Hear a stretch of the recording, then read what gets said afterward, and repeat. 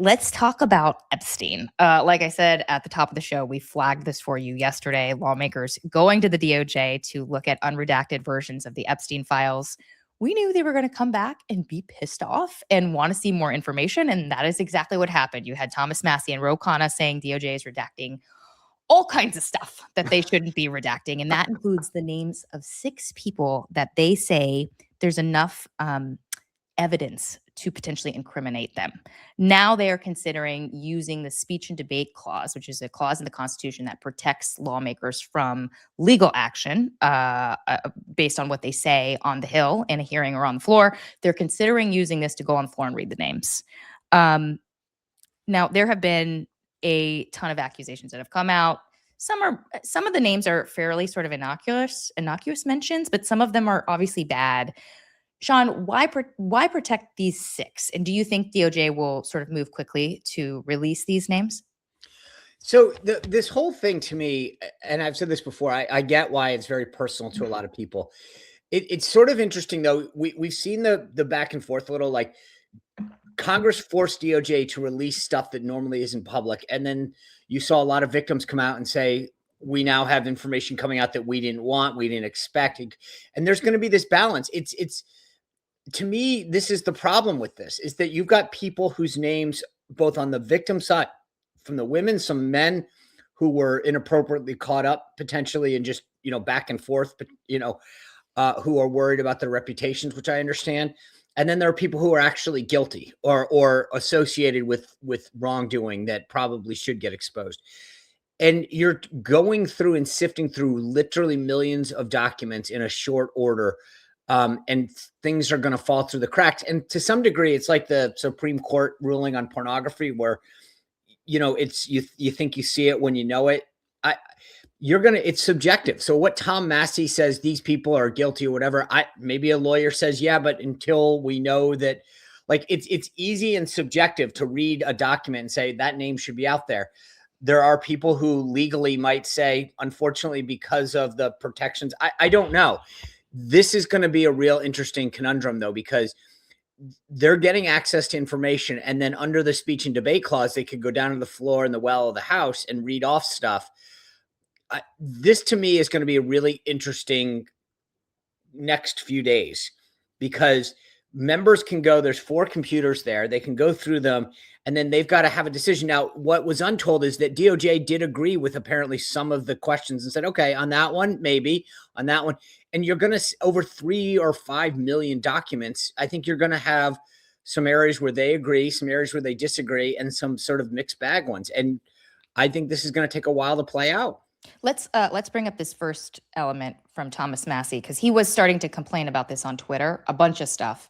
And sort of one by one, Todd Blanche sort of responded to him and said, this name might have been redacted here, but actually the CEO is mentioned in a bunch of other things. So clearly it wasn't intentional. We're going to unredact it now.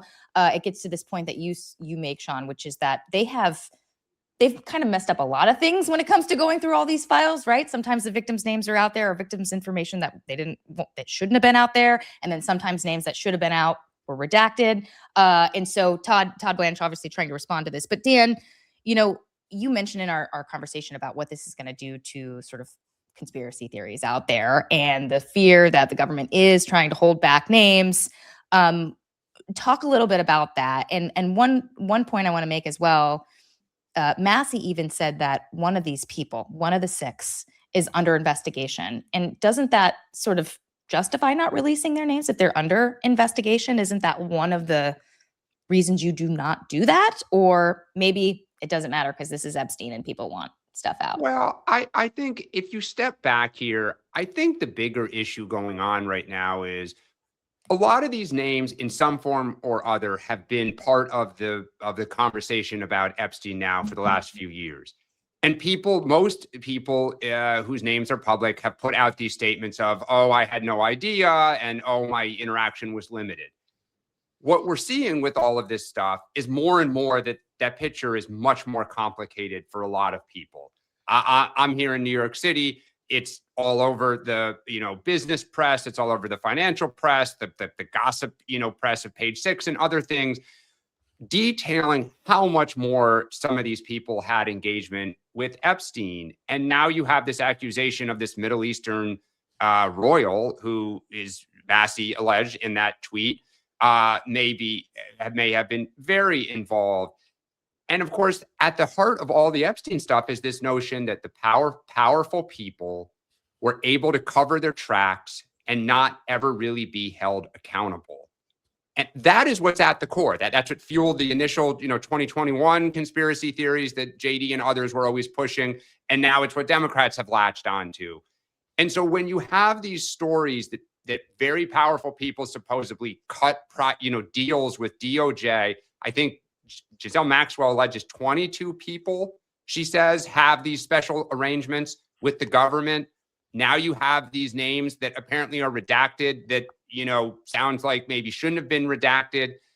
At the end of the day, transparency has been hard to come by unless really, really pressed on this issue under both parties. So I don't think that any of this is going to stop that movement. Can I say one quick thing? Because all of us have kids. I'm sure we've all had the conversation. Rachel, your daughter's probably too young to have this, but about social media and putting things in writing. And it's funny because we talk about it mostly in the context of kids understanding this permanent footprint that you have when you post stuff. And I think about all these dudes who were texting or emailing back and forth 15, 20, I guess 20 years ago now. And you're now having to explain 20 some odd years later what the situation and the circumstances were around this guy who generally was perceived as a bad dude. And it's just sort of a reminder to me of, President Trump rarely puts things in writing. And he always used to joke about using email. And you see why. It's because now all these people are having to explain the context of what they were doing, why it wasn't as bad and nefarious as you might think. But it's just, to me, it's another reminder of. Here's the other thing. But here's the other thing, though, because my wife and I were talking about this the other day. Part of what's coming out is this kind of behind the curtain of how rich people trade favors, meaning law partners and investment bankers. Hey, can you get my kid into this college? Hey, can you help with a job for this friend? Hey, look, this is how the world works based on relationships. Well, Epstein traded in relationships. And so the number of people now that it's coming out that were emailing with him up until like a month or two before he died, including one famous real estate mogul in New York City, who it was now discovered that Epstein was allowed out of his prison cell to go to a local office a couple hours a week. And people were coming to meet him in his office to avoid being caught in going into the jail where it would register and it would be made public. Incredible. I mean, just all these stories. So now so this is the point, Sean. It's coming out that people did not stop communicating with him after the initial charges. They kept dealing with him and they kept horse trading with him.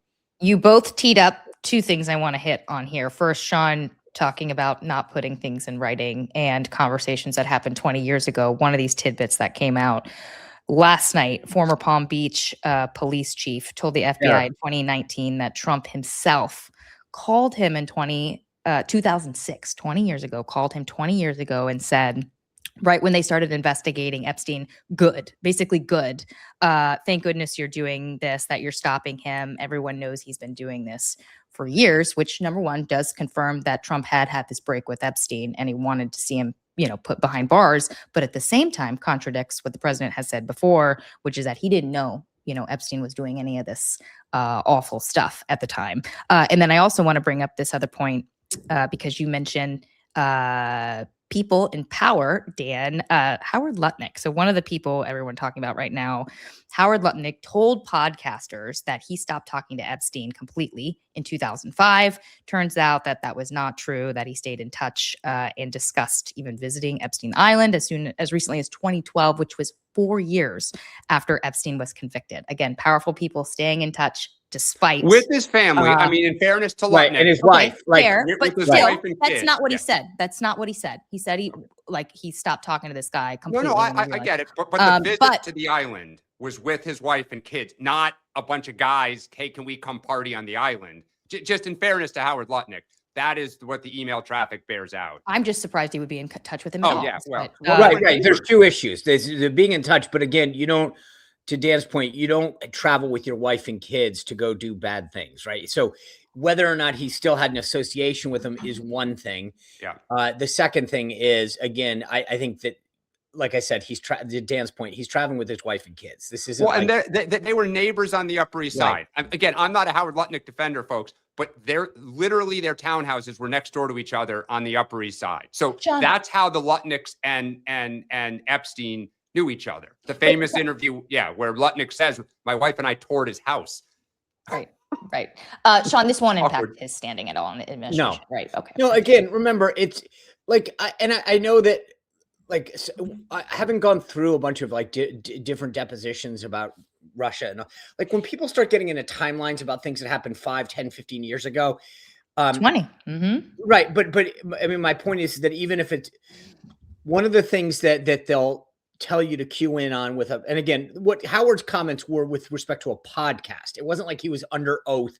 Right. Somebody says to me, "When was the last time you talked to Dan?" I'll be like, "I don't know. It was like last Tuesday." And you go, "Wait, didn't you guys see each other at that event?" "Oh yeah, I did." I mean, if there's one thing to be under oath and to be deposed on something, and another thing to have a recollection on a podcast. So I just like this is not like, and again, there's nothing about Howard Lutnick's behavior that's being called into question. Whether his association, as Dan said, guy lived next door to him, whether he should have been still talking to him or not is a fair conversation. But there's nothing about his behavior that's in question. And in this administration, again, with so many other people having connections and tied up to him, I doubt being able to say, "Oh, I actually stayed in touch with my neighbor, even though he was potentially a bad dude," isn't going to kill you in this administration.